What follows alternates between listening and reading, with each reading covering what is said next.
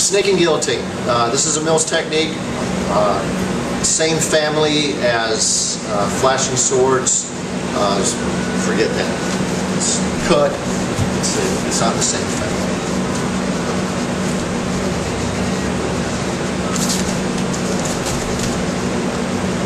Yeah, it is.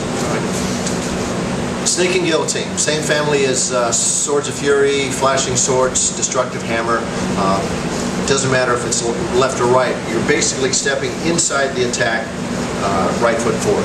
Let's go straight into it. It's a great technique. It gives you another option besides beating up on the person.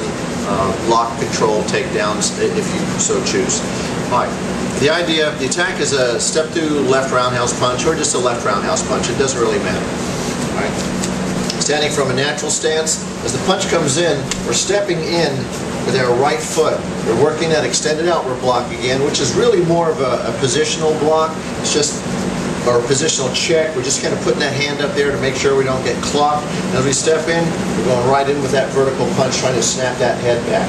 From there, we'll use slight maneuvers to adjust depending on his level of commitment to that. We're going to chop the neck, chop the neck, and then from there we're going to snake, and on that second chop you can adjust him to get that arm wrapped into position, and then we start our arm wrap. And as I get it in tight, I want to be just above his elbow if possible, right? But definitely no lower than his elbow.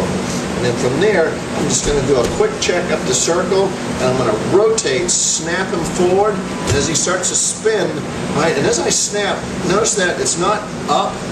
It's a downward snap because I want his head to come down. So as I pop that, his head starts to come down, and that rotation comes in. And as he's moving again, we get him back to moving again. Boom! I'm going to rotate right back in with that forearm. That forearm is going to crush the side of his neck. If he's still standing after this, you need to run. All right, from here, this is where the snake comes in. I'm going to control that head, that little path of action there, and I'm going to start my front switch as I'm starting to bring him down, and I'm going to start my snake. And as I come around, we'll do this on the other side here in just a second.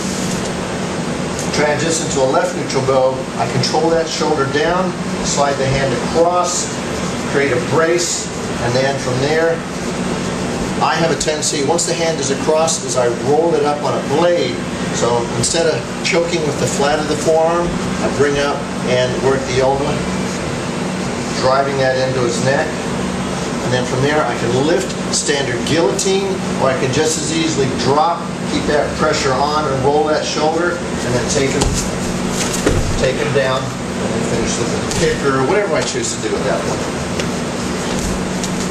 Alright, let's look at it from a different angle so I can show you the snake itself. Alright, let's see if we can get it from this side. So as he comes in, I'm stepping in, I'm getting my shots, vertical punch, chop, chop, control, hit, boom, there's our snake. Now again, that snake, as it comes down, I start to press, stepping in, there's my front switch, wrap it. I want the back of his neck on my armpit. That's how deep I want this. And that allows me to fulcrum right on up. This is a lot of leverage going on here. That hand goes to the shoulder to keep him down in control. I'm going to stand like this, expose targets. I want to make him work a little bit if he's going to try and get me. All right, hand comes up, and then it's, again, instead of grabbing this way, I blade it, which allows me to get that bone in on the throat. And then from there, that's where the technique ends, with a simple lift hip, or you can work a takedown. Right? So that's the idea of snake and talon. A little bit quicker, let's go back to this angle. Again, that punch comes in, boom, hit, lock him up, and at that point, if you've got that lock, he'll be tapped. Okay? One more time from just a little different angle. As he comes in, locked up, and then keep them off balance. Cover up. And that's the end of the technique.